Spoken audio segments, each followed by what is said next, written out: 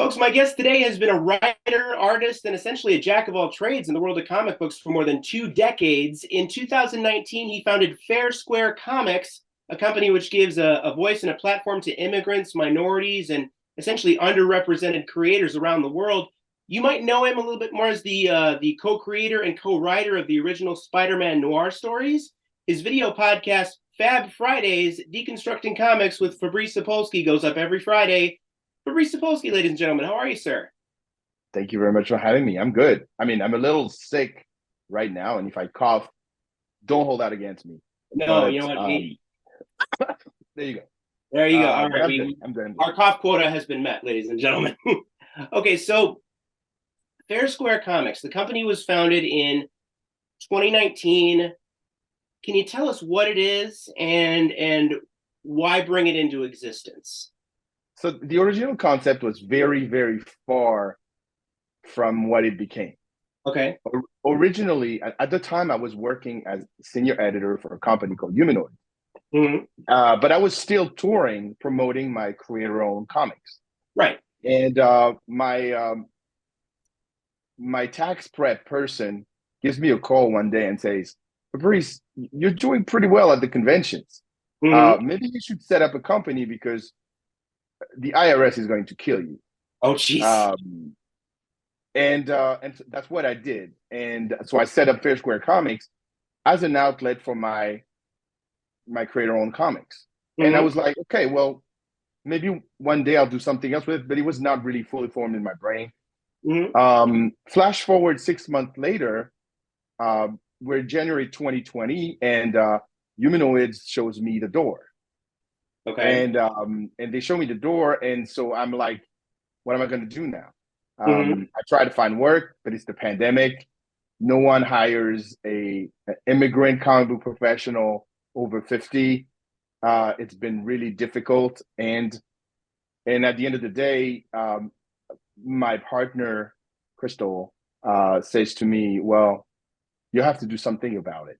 And then the George Floyd murder happens Mm. um, in the spring of 2020, and I Okay. get very upset and I get very angry as a natural ally of the Black community.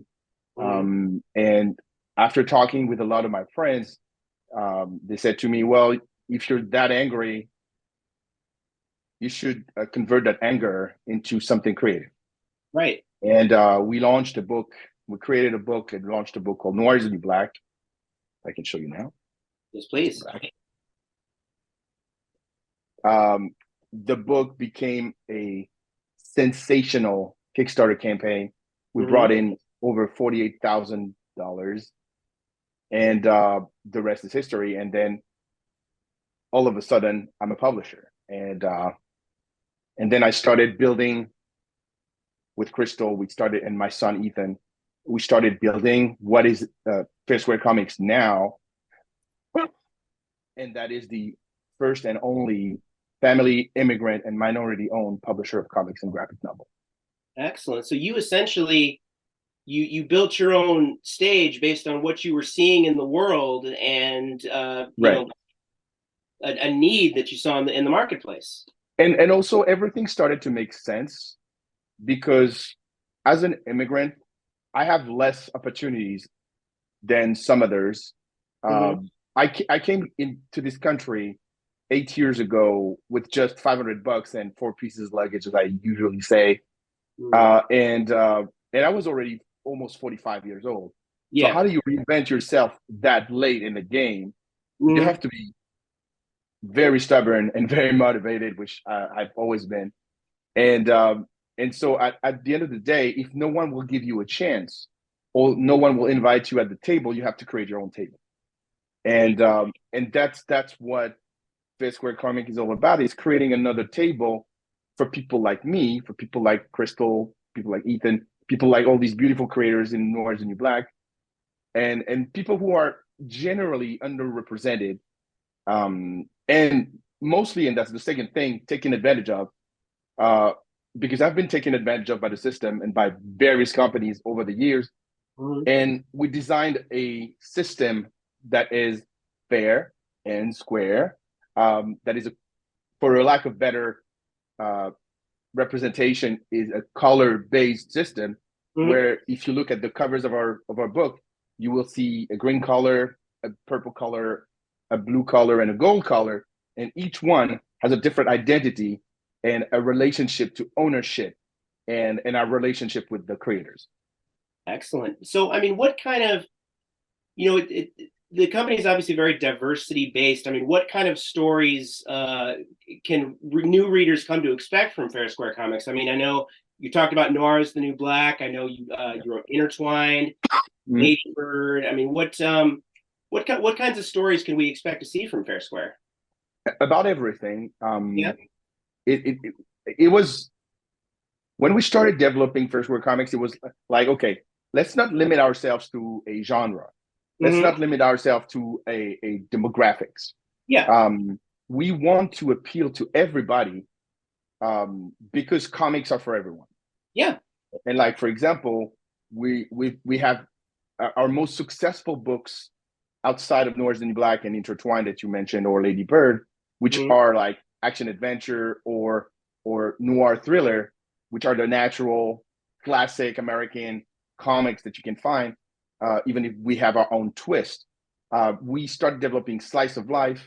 We started doing more middle grade books, fantasy, and it really biographies, stuff that you don't see at other publishers. And that's one of the things that I usually say, is that when I'm presented with a project or I start developing a project in-house, the key to getting us publishing it is not, okay, well, this is the trend. It's more, it's not on the market. Why is it not on the market? Can we do it in a way that makes sense? And if it's not on the market, I mean, what kind of resistance do you find yourself seeing against stories that aren't, I guess, the norm, or aren't maybe safe for publishers to go with? I mean, what's your we got no resistance in terms no? of editorial choices. We more have resistance regarding how the market is open to smaller publishers, or more. I don't like the word diverse, but like more different publishers. Okay. And it's really hard. One thing that I've known for a very long time is that retailers will buy the name they know. Yeah. And they will buy that first. That's why Batman is selling so well. Batman has been there for 85 years. Right. So that's the name they know. They will buy. And as a matter of fact, we co-publish with our friends at Alien Books a book by Howard Chaykin. Howard has been in the business for over 50 years. Right. It's the name they know. It's been a big success for us. But you're taking a chance on newer, less renowned creators with less accessible storylines. It's going to be a challenge for retailers to believe in it. Sometimes the concept is so strong that it will conquer them anyway. We have this book called A Boy Named Rose, which is a gender fluid book. The book was an instant sellout. We went through the first printing in 2 weeks last year. But it's a very heavy book. It's 228 pages. So when you get to reprint that, you have to be very careful. We don't have the means of a big company. So every book has to be a success. And not every book is a success, let me tell you. We've had a few books that didn't deliver the results that we hoped, but we're still going to keep finding a way to have these voices heard, and have these different books heard. We did a book last year called Beyond Topia Legends, which is a book by Indonesian creators and one Latinx American creator, Henry Barajas. it's a very difficult book to sell. It didn't do really well in stores, but at shows, and we're doing a lot of shows. We did 30 conventions last year, and we're going to do over 20 this year. Nice. It's one of our #1 bestsellers. Okay. Because the population that comes to shows, that comes to conventions, they come to discover something new. And when you have a book like Beyond Tokyo Legends, which is intriguing, the art is gorgeous, and you have such a variety of different styles and genres, and it pops. They're like, okay, I want that. And I guess there will always be a challenge for us because we don't really fit the norm. We're different by design, but also the books that we're putting out are not the books that other publishers are putting out. And I don't see myself being a people pleaser or follower. Mm-hmm.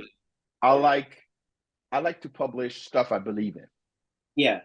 And when we did No Kidding, which is a book about women opting out of motherhood 2 years ago, mm-hmm. which was also a big success for us, people called me crazy. They said, like, you're going to do a book basically on abortion and women not wanting children.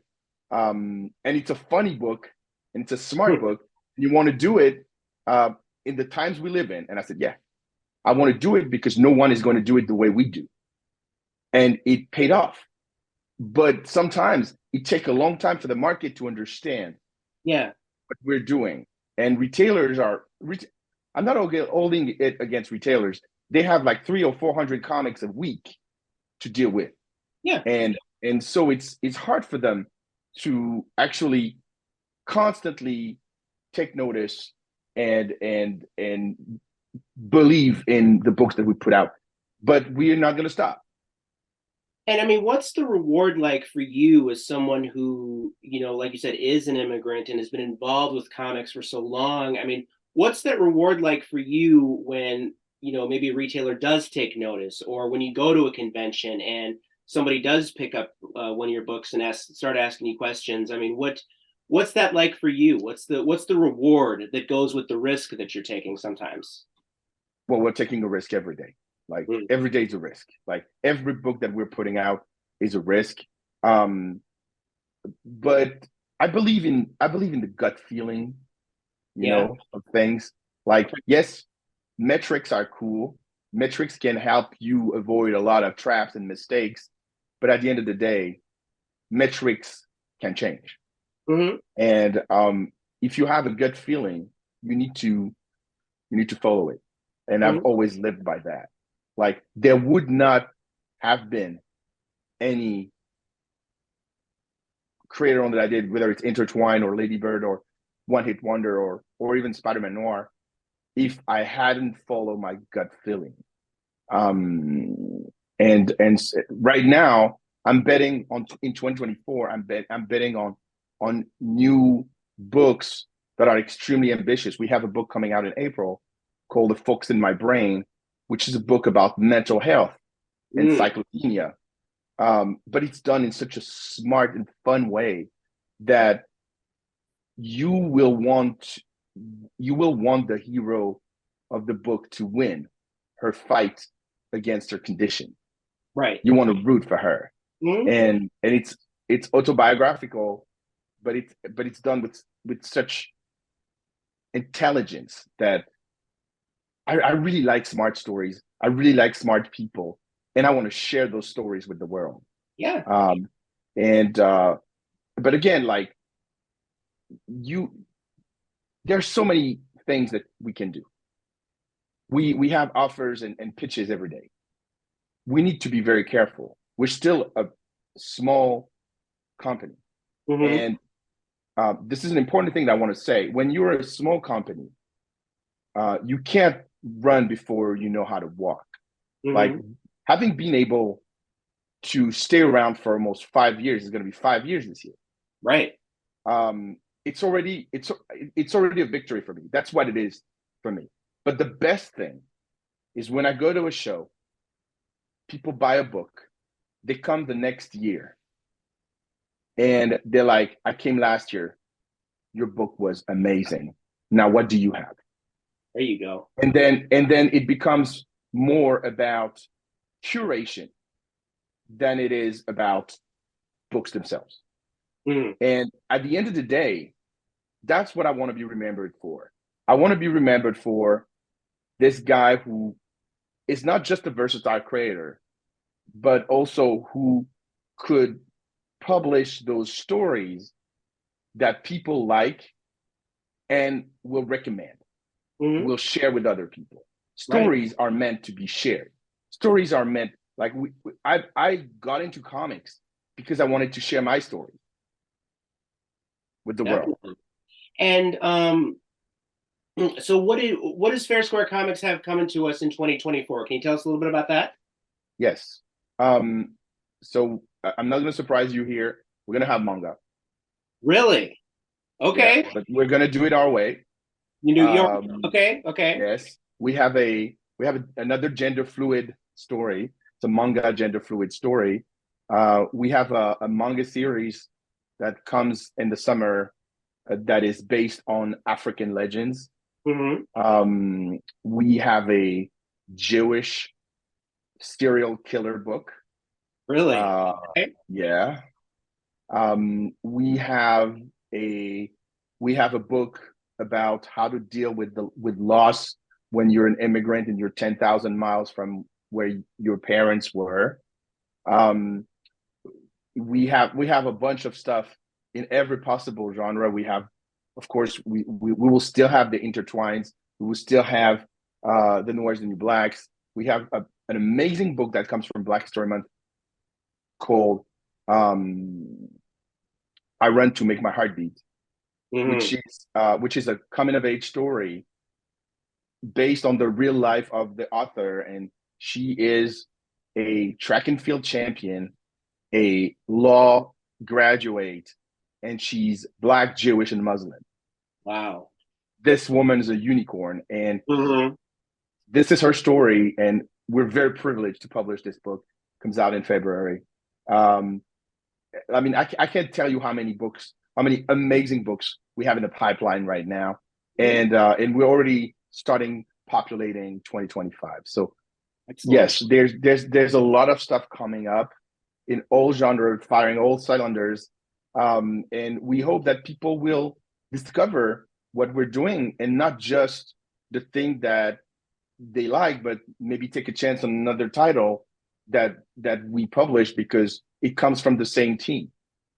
I mean, people want to expand their boundaries, expand their horizons, and that Right. it sounds to me like that's one of the things that FairSquare Comics is all about. Now, if I want to purchase FairSquare Comics, where can I go? Where can I go if I want a Ladybird, or if I want an Intertwine, or if I want a Noir is the New Black, or what you've got coming up? Where can I go? Well, the first things you should do is go to a store. They need that. So you go to a comic book store, you go to a bookstore, you go to a Barnes and Noble, you go to a Target or a Walmart, and if they don't have it, you can order from their website. Mm-hmm. But if they do have it, you just go and buy the book. Yes. If that is not for you, you can still order on Amazon. I'm not gonna be mad about it. Don't worry. We're fine with them. We're sold there. And if you don't want to go through Amazon, you don't want to go to a store, you can order it from the FairSquare Comics web store, which is our website, fairsquarecomics.com.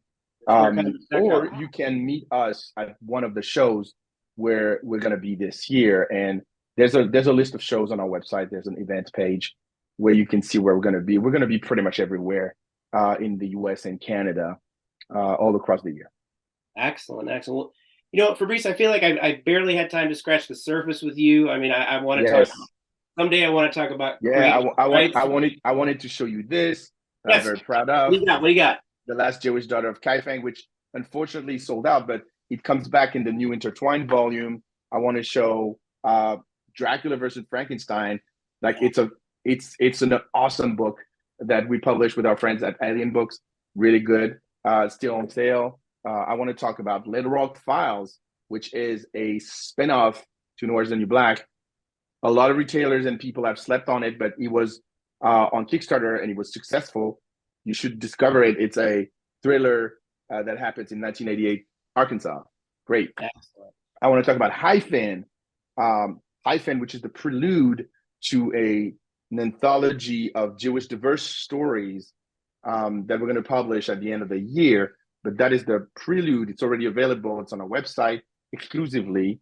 And I want to talk about one of the latest books that we published in 2024, which is the second volume of Watson and Holmes, with people like Brandon Easton and Stephen Harris, Dennis Calero, Greg Ellisay, and it's amazing. And it's a reinvention of Sherlock Holmes and Dr. Watson in modern day Harlem. And like that, we have so many other things. I could have talked about Breath of the Giant, Ultra Laser, Sunshine Patriots. We have so many titles to choose from that you're going to have a headache just choosing. When we get to shows, sometimes like, oh, you have 30 references. Wow, it's too much. How can we choose? And we have people like leaving the table with 4, 5, 6, 7 different books. And I'm like, okay, that makes me happy because you're taking a chance and you choose to come with an open mind and not just buy the old stuff. Like people complain all the time that there's no variety in comics and graphic novels. We are bringing that on a monthly basis. So please take a chance on us and you will not be disappointed. The website is FairSquareComics.com, or as he said, you can go to Amazon, or more ideally, go to your local store and ask for it. Local store, absolutely, yes. And all right. He's Fabrice Sapolsky. Fabrice, thank you so much for joining us today. Thank you very much.